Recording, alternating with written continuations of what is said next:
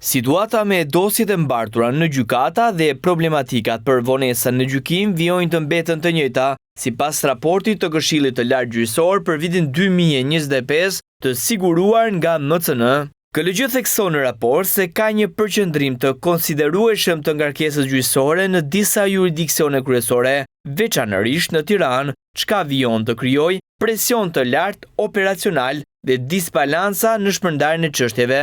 Situata më kritike mbetet në gjykatën e apelit të juridiksionit të përgjithshëm.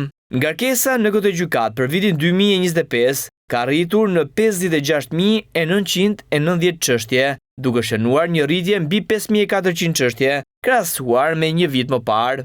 Backlogu prej 41.700 çështjesh në fillim të vitit 2025 dëshmon se gjykata e apelit përballet me një sfidë strukturore të thellë, veçanërisht në seksionin civil. Në fund të vitit 2025, backlogu i gjykatës së apelit të juridiksionit të përgjithshëm ka rritur në 45.876 çështje, duke shënuar një rritje me mbi 4.100 çështje.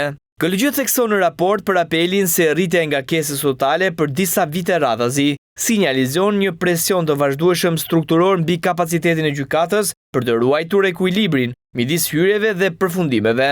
Gjykata e lartë në fillim të vitit 2025 ka hyrë me një backlog prej 20.888 çështjes, por megjithatë kjo shifër është ulur me 20%, ose thënë ndryshe, 5.170 çështje më pak. Megjithatë në raport, shpjegohet gjithashtu se në vitin 2025, treguesi i rendimentit mesatar për gjyqtar në gjykatën e lartë ka shënuar rënje të lehtë prej 3.5%. Ngarkesa është rritur edhe në gjykatën e apelit të posaçëm. Gjatë vitit 2025 janë regjistruar gjithsej 445 çështje të reja, ose 13% më shumë se vitin e kaluar. Njëkohësisht viti 2025 shënon vlerën më të lartë të çështjeve të reja të regjistruar në 5 vitet e fundit në gjykatën e posaçme të apelit për korrupsionin dhe krimin organizuar. Prirja në rritje e regjistrimeve të reja vjet re që nga viti 2023 në vijim. Në fillim të vitit 2025, gjykata administrative e apelit ka hyrë me një stok të akumuluar prej rreth 24.000 çështjesh në pritje,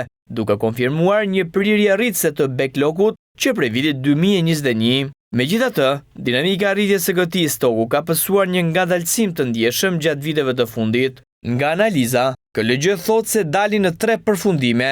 Gjykata ka hyrë në fazë përmirësimi të performancës, por jo ende në fazë normalizimi, pasi koha e pritjes mbi 7 vite përbën një indikator të fortë të mbi ngarkesës strukturore.